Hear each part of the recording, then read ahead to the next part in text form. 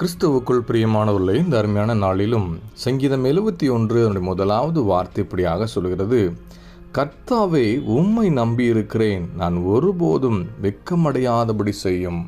அவரை நம்பி இருக்கிறவங்கள அவர் ஒரு நாள் வெட்கமடையாதபடிக்கு வேண்டுகிற விரும்புகிற காரியத்தில் அற்புதங்களையும் அதிசயங்களையும் செய்து சாட்சியாக நிறுத்த வல்லமையுள்ளவர் என்பதை சங்கீதக்காரன் அறிந்திருந்தனால தான் தைரியமாக ஜெபிக்கிறார். ஆண்டவரே, நான் உண்மை நம்பி இருக்கிறேன், நான் ஒரு நாள் வெட்க முடியாதபடி செய்யும் என்று சொல்லி இவ்வளோ தைரியமாக சங்கீதக்காரன் ஜெபிப்பதற்கான காரணத்தை குறித்து நம்ம ஆராய்ந்து பார்ப்போம். ஏன்னா இதே அதிகாரத்தினுடைய 6வது வார்த்தை இப்படியாக சொல்கிறது: நான் கற்பத்தில் உற்பவித்தது முதல் உம்மால் ஆதரிக்கப்பட்டேன், தாயின் வயிற்றிலிருந்து எடுத்தவர் நீரை, உம்மே நான் எப்பொழுதும் துதிப்பேன் என்று சொல்லி அவரை மகிமைப்படுத்துகிற ஒரு வாழ்க்கை வாழ்ந்ததுனால தான் சங்கீதக்காரனால் தைரியமாக சொல்ல முடியுது, நான் உம்மால் என்றைக்கும் ஆசீர்வதிக்கப்படுவேன், உம்மை நம்பி இருக்கிறனால நான் ஒரு நாள் வெட்கப்பட மாட்டேன் என்று சொல்லி நம்முடைய வாழ்க்கையை சற்று திரும்பி பார்ப்போம். ஏன்னா நம்மளால் நடக்க முடியாத காரியத்தில், நம்மளால் செய்ய முடியாத சூழ்நிலைகளில், நம்மளால் மேற்கொள்ள முடியாத போராட்டத்தின் மத்தியில் தேவ கிருபை தாயின் கருவிலிருந்து தாங்கி தப்புவித்து நடத்தினதை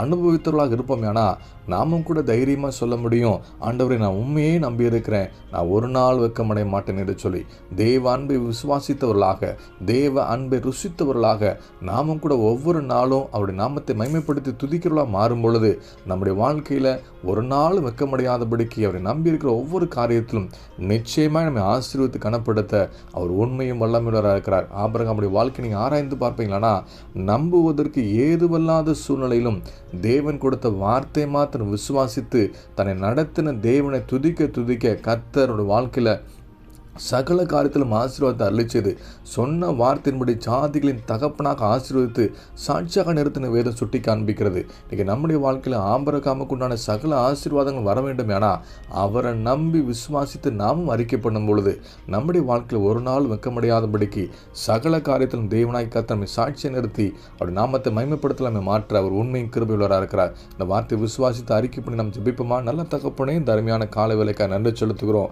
ஆண்டவரே, நான் உண்மையை நம்பியிருக்கிறோம். ஆண்டவரே, நாங்கள் ஒரு நாள் வெட்க முடியாதபடிக்கு எல்லா காரியத்திலும் நீங்கள் அற்புதத்தை செய்வீர் என்று சொல்லி விசுவாச வார்த்தையில் அறிக்கை பண்ணுகிற ஒவ்வொருத்தருடைய வாழ்க்கையிலும் அவங்க விரும்புகிற வேண்டுகிற நன்மைகளை அருளி செய்து கர்த்தர் சாட்சியாக நிறுத்தி உங்கள் நாமத்தை நீங்கள் மகிமைப்படுத்த போகிற அன்புக்கு நன்றி செலுத்துகிறோம். நாங்கள் பெற்றுக்கொண்டு நாங்கள் விசுவாசிக்கிறோம். நாளை கர்த்தர் ஆசீர்வதித்து கொடுங்க. இயேசு நாமத்தில் ஜெபிக்கிறோம் நல்ல அருமை பிதாவே, ஆமேன்.